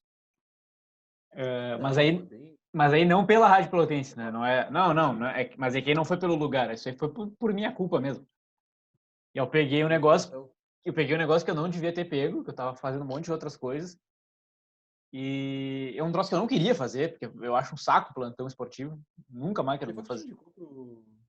Não, é que eu tinha feito plantão esportivo na Tupãncia, né? E na Tupãncia eu fiz bem, cara. Eu fiz bem, porque assim, eu me concentrei para fazer, fiz direitinho, assim. E na Pelotense eu fui porque, tipo assim, nós estamos precisando para ontem e a gente paga tanto. E aí eu tava num estágio lá que me sugava um monte e o chefe do estágio falou assim, não, vai, tu tá na época que tem que fazer tudo e tal. E realmente tem que fazer um pouco de tudo, só que não dá para abraçar o mundo, né? E eu fui fazer, cara, eu tava completamente por fora de tudo, o jogo tava rolando e eu tinha que acompanhar os placares, e tu já fez plantão, tu sabe. E cara, eu tava com a cabeça em outro lugar. E aí eu deixei vários furos assim do cara me perguntar: "E aí, Henrique, o Pelotas joga amanhã?" E o jogo do Pelotas de amanhã e eu não tem jogo do Pelotas amanhã. E tinha, entendeu? Só porque eu tava boiando, né, cara? Esse aí foi também, tipo, putz, tem que rever algumas coisas. Mas aí foi por uma cagada minha, assim, né? E eu era muito novo, isso foi, sei lá, no segundo semestre da faculdade, terceiro, talvez. Mas... Tá, e o teu momento de consagração no jornalismo, qual foi? Não, isso aí agora, nos últimos anos aí. Isso aí temos vários. Não, não sei qual foi o momento de... Não, nos últimos anos, pra mim, eu acho que foi... cara, sei lá. Talvez não sei, é difícil dizer. Teve indicações para os prêmios, assim, isso sim. Isso, pô, é uma coisa legal, né?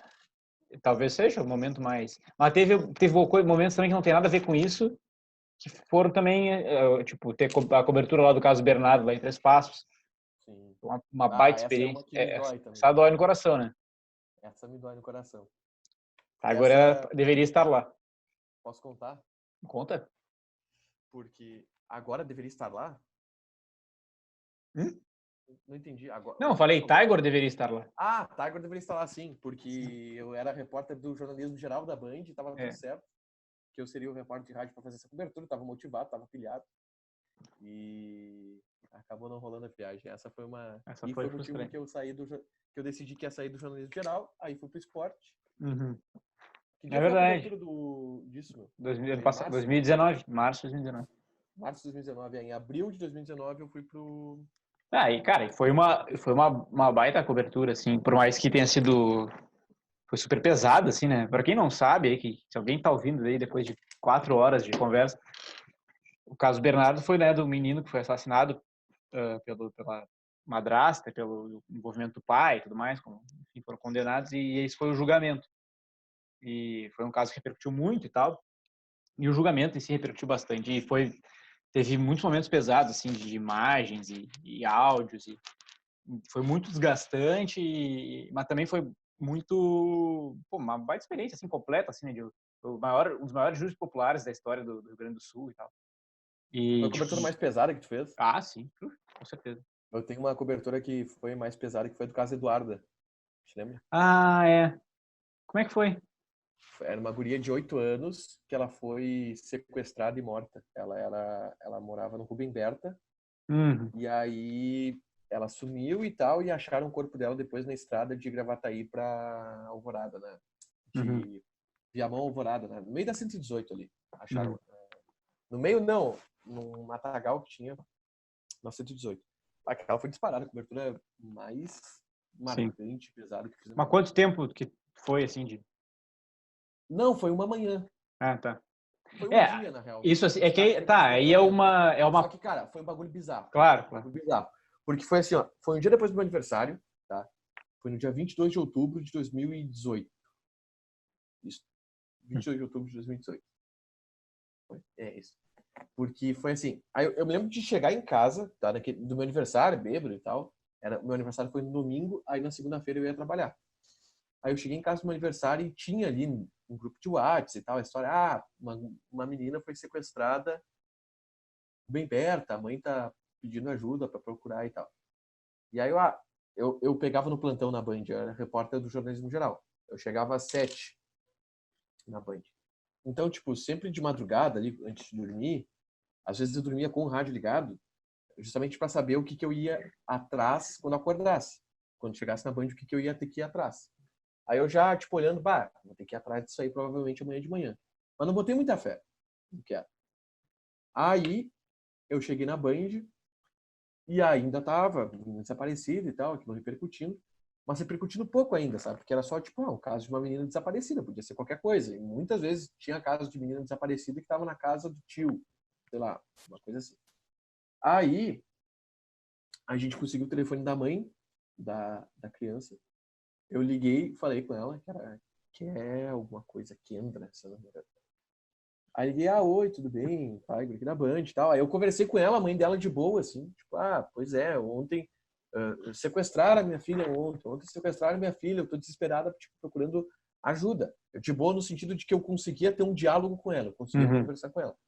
Eu tô procurando ajuda, roubaram ela, não sei o quê, sequestraram, alguém passou aqui e pegou. Aí eu, não, tudo bem. Aí, gravei a sonora, como a gente fala ali, a entrevista com ela e tal, a sonora dela. E aí, vamos lá pra casa dela pra fazer umas imagens, fazer uma sonora pra TV com ela daí. E aí eu fui. Aí eu combinei com ela no telefone, a gente vai ir pra aí então, até pra pegar umas imagens, pegar imagens de fotos dela, pra que a gente possa colocar, tipo, na TV pra ajudar a procurar. Aí eu, não, tudo bem. E é longe pra caralho a casa dela, tipo, lá no Rubem Berta. Um abraço pro Rubem Berta, já morei lá. Aí, da Band até a casa dela, sei lá, 1 hora de viagem. No meio do caminho, e aí ali eu em contato com um monte de gente, tal, conversando com o delegado, conversando com o produtor, conversando com pessoas da família. Aí a Polícia Civil informou que tinha achado o corpo de uma menina na RS-118. E aí eu, puta que pariu, vai chegar, imagina o clima que vai estar na casa quando a gente chegar lá, Da família. Foi no meio do caminho. A gente ia pra lá com uma menina desaparecida. A gente vai chegar lá com a menina desaparecida, sendo que encontraram um corpo de uma menina morta, sabe? Possivelmente fosse a dela.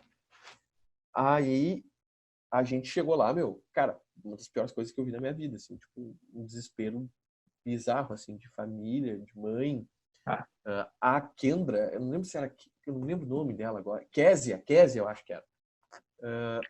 Eu não consegui falar com ela quando eu cheguei lá. Eu tinha falado com ela no telefone normal e tal. Eu cheguei lá, não conseguia falar com ela porque ela estava absolutamente desesperada, assim, em choque, fora de qualquer tipo de possibilidade de conversar. E aí eu fiquei ali e tal, aí eu entrevistei algumas pessoas, tipo vizinho, Dindo, tio e tal, para tentar entender o que rolou. A gente fez imagens de onde que ela estava brincando quando levaram ela. Aí o relato era de que ela estava brincando andando de bicicleta numa lomba, parou um carro vermelho, falou com ela, ela entrou no carro e o carro saiu.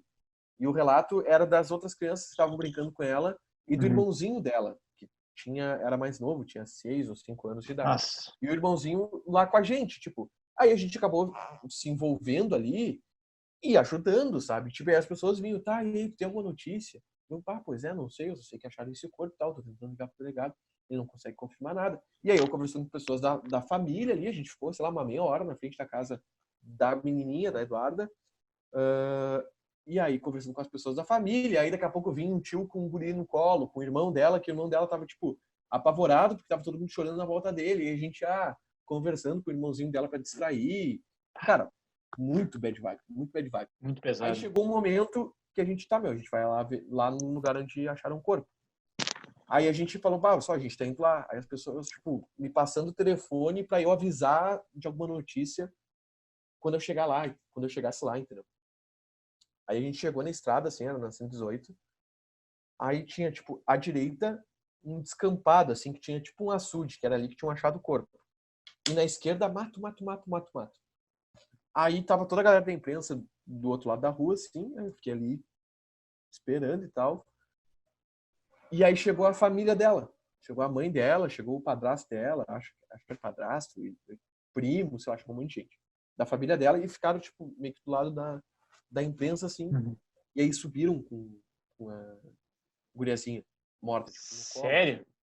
Sim, porque, tipo, era um barranco, não tinha como guinchar, não tinha como o carro ir lá pegar, não tinha como Nossa Senhora. guinchar, tipo, e tinha que levar o corpo pro bagulho, tá ligado? Sei lá, pro GP, pro que quer que seja. Então, o único jeito era, tipo, pegar a criança no colo e subir. Aí, tipo, tinha um lençol em cima dela. Aí era, sei lá, um policial com ela no colo, assim. E aí eu me lembro direitinho, tipo, tava todo mundo do outro lado da rua, a mãe, tipo, do lado, e aí ela, todo mundo vendo aquela cena, sabe? E dava pra ver a calça da guriazinha, que era uma calça com florzinha, tal, rosa, que era a calça que a guriazinha tava quando sumiu, tá ligado? Cara, horrível, cena Nossa, horrível. pesadíssimo. E aí a mãe chorando e tal.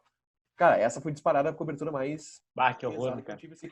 E eu e tu, eu não sei se já chegou a fazer isso também, né? Mas eu fiz muito, que era, porra, cobertura de homicídio. Ah, Sim, mataram sim, três, claro. mataram três lá, não sei aonde. Cara, Ah, meu, isso ia lá. aí, que tá. A gente, Essa naquela aí, época eu já tava bem cascudinho pra não, isso, né? não, Tipo, mas o não cara tinha o nunca que tá, eu fazer. acho. Não, não tá. Eu Não, a tinha. galera, o pessoal que faz isso há uns 20 anos Mas, já cara, é, eu ia de boa. Tipo, sim. eu já não achava tão. Porque eu sempre achei que eu tivesse medo de sangue e tal, dessas coisas. Uhum, Cara, quando eu comecei a fazer isso, e tipo, com uma certa frequência, tipo, aconteceu no mínimo umas 5 vezes, assim, uhum, de os caras carregando os corpos dos malucos, tipo, crivado a bala, uhum. tipo, na minha frente, Ah, não, mas, cara, não que eu mas ficasse alheio, mas eu dei uma acostumadinha, tá claro, ligado? claro. Eu fiquei mais ou menos de boa, já não ficava tanto, tipo, Ah, mas com criança não, eu ia de boa. Não, só que assim me insiste, uma criança de é, 8 anos, cara. é. Cara, é assim, Aquilo, ó, tem um eu fiquei a negócio, semana destruído, assim. Eu sim. cheguei e fizeram uma festa de aniversário pra mim, na Band. Bah, E aí eu me lembro que, tipo, cara, eu cheguei, eu chorei pra caralho aquele dia. clima horrível. Eu cheguei mal, cara. Eu cheguei, eu não sabia como agir, eu parecia um robô, assim, cara. E, tipo, nisso tudo eu tava ao vivo, tá ligado? Na rádio. Que é uma diferença de rádio e jornal, assim, É. mas aquilo tudo que eu tava vendo, eu tava relatando ao vivo na rádio, tá ligado? Uhum, Que talvez deu um bagulho emocional maior. Só que até uma talvez. liberdade maior de se emocionar, tá ligado? Acho Porque, que meu, eu sim. tô relatando aquilo no ar, eu tenho que ter um mínimo de sensibilidade, tá ligado? Uhum, Então, tipo, obviamente eu relatava aquilo com a voz um pouco estranha, eu relatava aquilo com. Eu não uhum, sabia muito com que tom de voz. Isso foi. Eu fui pra lá, pra casa dela, umas 8, mas o desenrolar mesmo, cara, foi lá, que a gente tava lá no lugar do corpo da guria, era umas 10, entre 10 e meio-dia, foi isso, sabe? E aí eu me lembro da cobertura, que era 90 minutos, com o André Machado, e com a Fernanda Zaffari. E aí, sim. tipo, tinha as entrevistas e tal, mas aí meio que derrubou e que ficou eu, o André e a Fernanda conversando, eu levando as informações de lá, e aí, cara, o clima todo da transmissão, tipo, caiu assim, aí eu fui Claro, entrando imagina. meio que no clima, falando daquele jeito que é só rádio, então a única coisa que se podia perceber era a minha voz, e a minha voz estava num tom mais baixo, assim, do que tu costuma dar um boletim, e meio receoso, assim, e aí entrevistando as pessoas de lá e tal. Mas aí, cara, eu cheguei estragado, assim, cheguei, não sabia como agir. Aí teve um parabéns, assim. Aí eu me lembro que eu tava meio estranho, assim, e aí alguém me puxou pra uma salinha, assim, que tava todo mundo no bolo, parabéns! E aí eu todo estranho, assim, tipo, tentando dar uma risadinha, mas, cara, todo cagado, assim, todo estranho. Imagina. Mas foi. Cara, isso é uma coisa muito louca, porque principalmente as pessoas às vezes as pessoas não entendem a imprensa tá num lugar assim, né?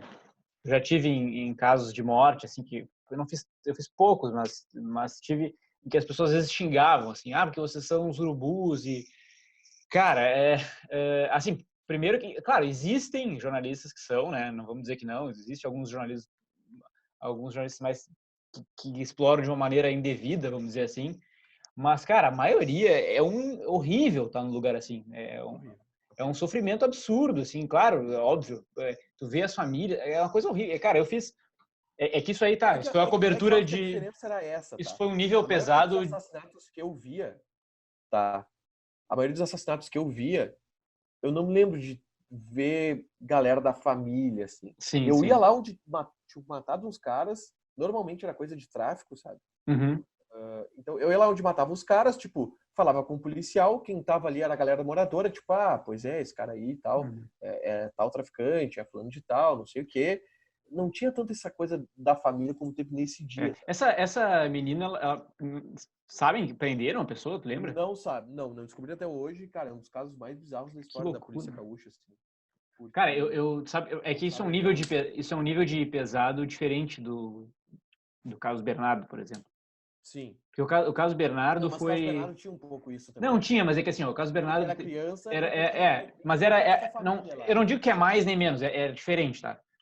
O caso Bernardo, ele era, o crime em si, ele já fazia, acho que uns 5 anos, mais ou menos, 5 ou 6 anos.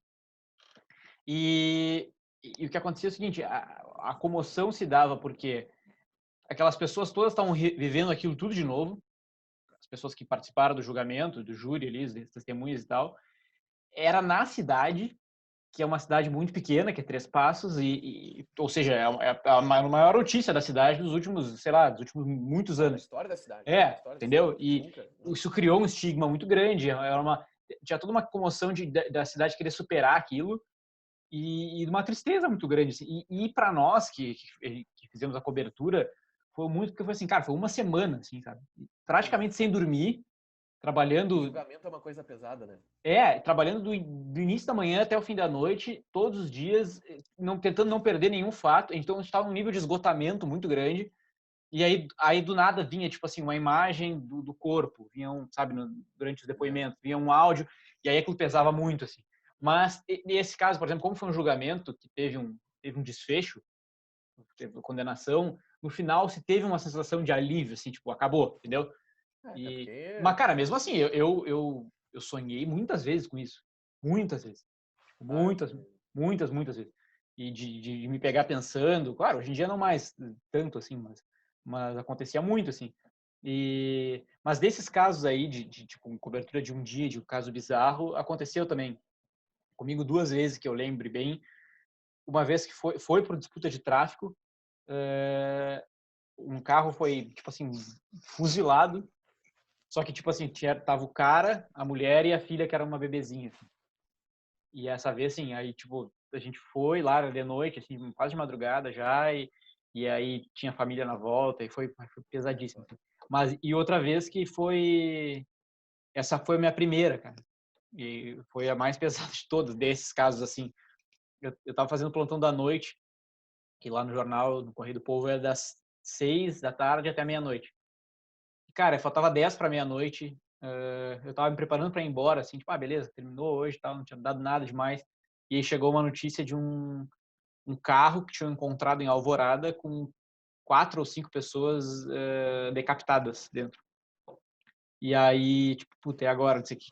Vamos ter que lá ver Só isso. a notícia, assim, já era... E aí, conversando, não, tem que ir. Aí a gente foi. Cara, aí foi... Eu não cheguei a ver, felizmente, assim, mas via cena lá, com coisa tapada e tal. E muita gente e aí me chamou a atenção, cara, muita gente na volta, porque essa execução foi filmada pelos traficantes. E aí eles passaram pro WhatsApp, sei lá, as pessoas que estavam lá já tinham os vídeos, as coisas. E aí vinham os caras, os moradores da volta, assim, tu não viu, quer ver? E queria te mostrar, assim, sabe? E eu lembro que não preciso, entendeu? Não quero ver, já. E esse dia foi bem intenso, porque eu também acho que eu não, sei lá, não era repórter, não fazia nenhum ano, assim. E foi... É foda. Pesou o clima total esse papo aqui, meu Deus! Pô, é só falando de Regis Nessovski, Nossa senhora, nós vamos tomar um strike do YouTube. Mas, cara, isso é exatamente a vida de um jornalista, né, cara? Isso é o que os É. Marques não mostram no Instagram dele. Mas o Não pessoal não mostra. quer ver isso, acho, cara, no Instagram. Não, mas é que essa é a realidade, né, cara? E era assim, meu. Essa história aí, que é a cobertura mais marcante que eu já tive na minha vida.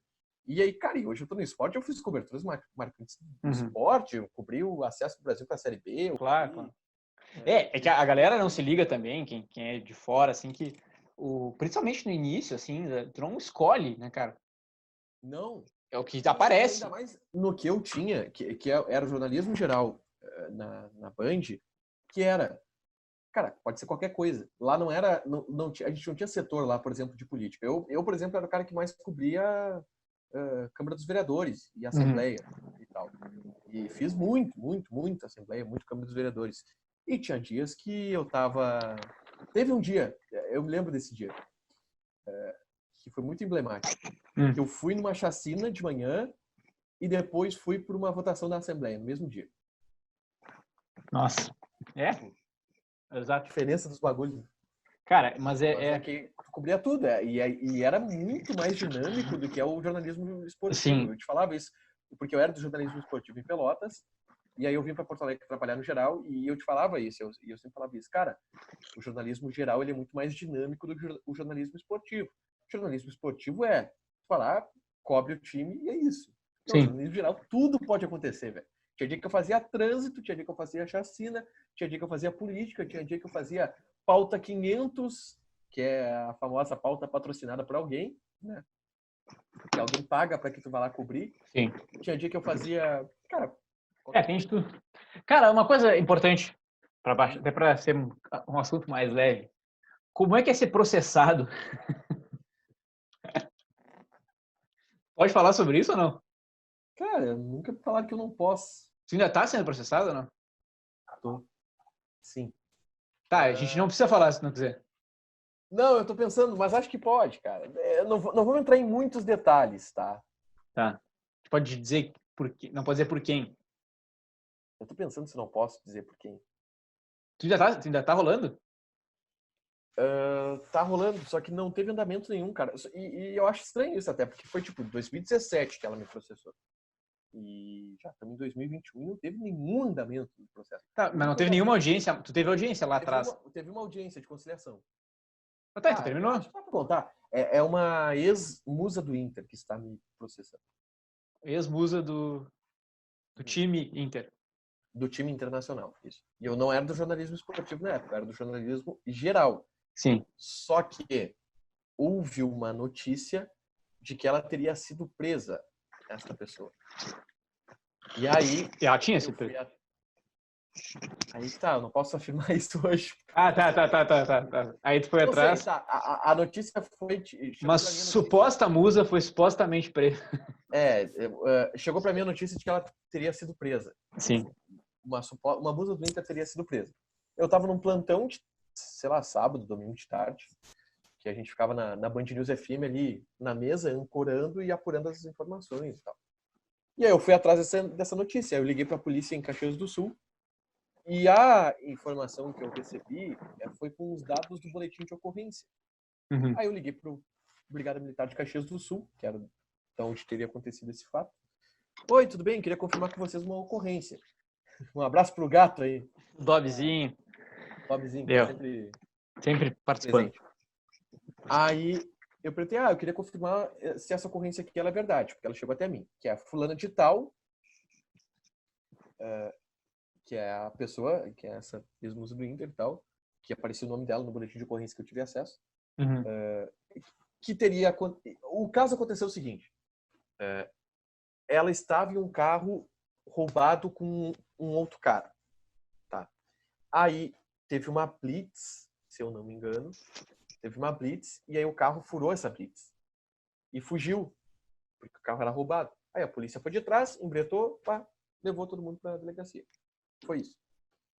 E aí, esse era o boletim de ocorrência. Aí eu perguntei, isso aconteceu de fato? E aí a oficial da brigada militar, não, sim, aconteceu. Os dois foram presos, encaminhados para a polícia civil. Eu, onde que eles estão presos? E aí a outra pessoa, eu não consigo te confirmar isso agora, mas eu posso...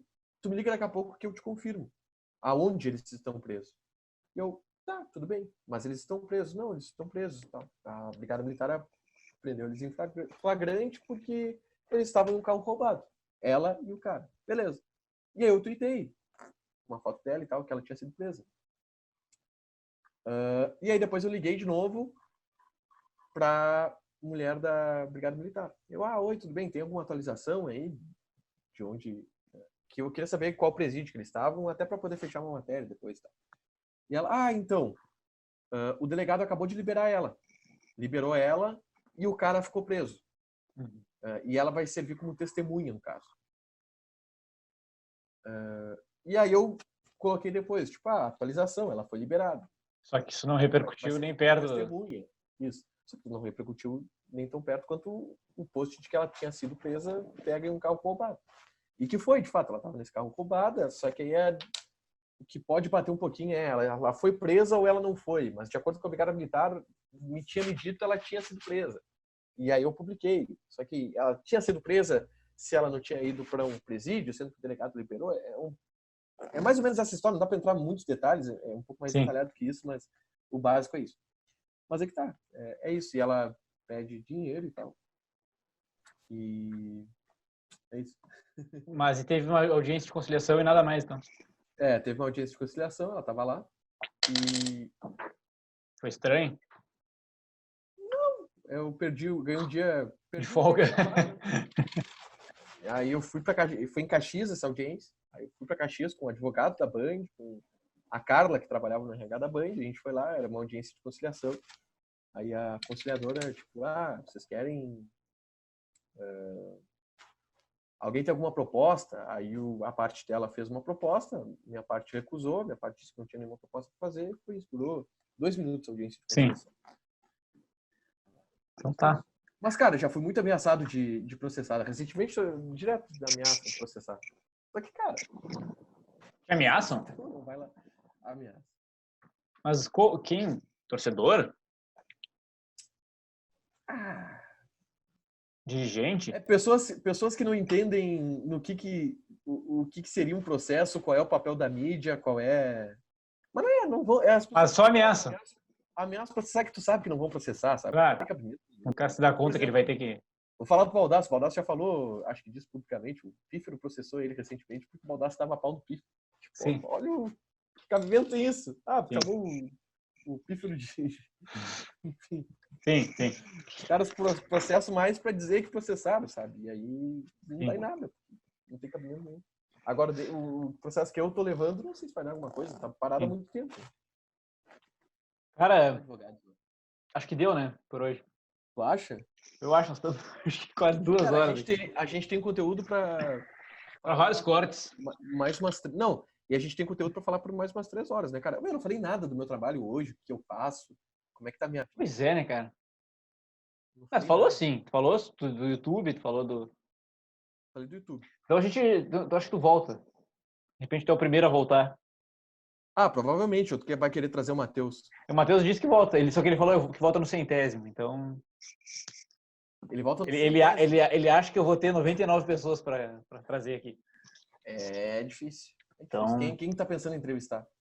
Por enquanto tá indo só nos bolas de cima. Eu tô só nos amigos, né, cara? De preferência amigos que tem o arrasta pra cima. Não é o teu caso, mas, não é meu caso. Mas tu rende mais.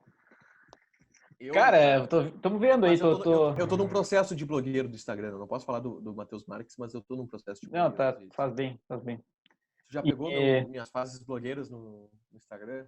Já. Respondendo perguntas. Isso. É legal, é da hora. Mas eu tô com pouco seguidor ainda, né, cara? Eu não tenho 3 mil seguidores. Mais que eu já. Mas vamos ver, de repente, esse podcast bomba aí. Eu acho muito difícil. Realmente, eu acho muito difícil. Os fanboys do Donos da Bola vão curtir. Eu vou mandar pra eles. Manda pra eles. Tu não falou porque... por que Troca Letras, tu acha que é o nome? Pense. Por causa... Eu sei. Eu peguei a referência. Pegou? Peguei. Senhora do Destino. Quem sabe? Um dia eu sou muito bom em pegar referência. Um dia saberemos. Se não é, tu sabe qual referência que eu tô falando do Senhor? Sei, claro, é evidente. Então tá. Então é essa. É impossível tu ter pensado no Troca Letras, saber da referência de Senhoras do Destino quanto ao Troca Letras e não ser a mesma coisa. Quem era o ator? Era o José Maia. Não. José Wilker. que falava era o José Wilker, mas Sim. o troca-letras era o José Maia. Era o grande cancelado aí, com razão, né? Um dos grandes cancelados dos últimos anos aí. E... Eu tenho medo de ser cancelado, sabia? Tu tem? Sim. Cara, porra, eu ia encerrar então, mas por que? Me diz. Eu tenho uns cancelamentinhos de vez em quando, assim, quando erro alguma notícia e tal. Eu tenho só um semi-cancelamento, assim, que foi a torcida do Grêmio. Ah, teve aqui. Mas aí, cara, 1000 pessoas te xingando não é um cancelamento, né? É um dia ruim. Mas eu me pesa isso. Me pesa, pô, é difícil, dificílimo. É foda. Eu tenho medo, cara, mas eu acho que também é uma merda que eu não gosto de sentir que eu tô me censurando muito do que eu vou falar, com medo de ser cancelado. Não, e o meu problema de ser cancelado é exatamente isso, porque eu não me censuro para pouquíssimas coisas. Exato. E eu me tenho como um cara que não vai ser cancelado com facilidade. Tipo, eu não sou lá um cara muito machista, homofóbico. Sim. Não, tem coisas que eu já como é que é? Tem coisas que eu não tenho medo, porque eu sei que eu jamais vou dizer, né, cara? Mas é que às vezes eu tenho medo de, cara, sei lá, uma coisinha que tu fala sem querer, errado, tu te expressou mal. Acontece, entendeu? Mas também, né, cara, eu acho que azar. Pode Tá, acontecer. Tiger, é isso? Deu? Chega? Gostou? Isso, Foi bom pra ti? Foi bom, mas eu acho que cabe mais. Cabe mais. Tu vai ser o primeiro a voltar, então. Tô prometendo isso pra todo mundo, mas... Até agora o Matheus Pax não vai, eu vou votar antes do Matheus. Eu acho que ele vai ficar com inveja, eu acho. Eu quero muito ver o do Matheus. Vai ver. Vai ser uma das 4 pessoas que vai assistir. Tá? Feito, então. Quais serão as outras? Será... A Bianca vai ver, não, vai ver. Ela me prometeu, né, cara? Tá? Será que depois eu quero a opinião da Bianca sobre o meu. Ela vai assistir, vai ser a primeira, pode deixar. Tá bom. Tá? Feito? Falou. 13 e... Beijo. Beijo, tchau. Ô, Tiger. Oi. Não vou fazer, não vou. Pede pro pessoal... Não vou. Pede pro pessoal se inscrever aí só e tudo mais. Explica porque eu tenho uma mania que eu sempre desligo na cara. Ele desliga na cara das pessoas. Não vou fazer isso. Sabe? Tá, então eu não sei aí. YouTube. Vai tá no Spotify, YouTube. Mas o nosso business é YouTube. Cara, então você que tá ouvindo aí e acompanhando o Troca Letras, te inscreve no canal aqui que não custa absolutamente nada. Tu vai receber todas as notificações a respeito desse brilhante podcast, com brilhantes convidados e mais brilhantes ainda conteúdos para você. Então, te inscreve no canal e dá esse joinha aqui, porque esse papo foi de qualité. Foi de primeira. Então tá. Beijo, Tiger. Beijo.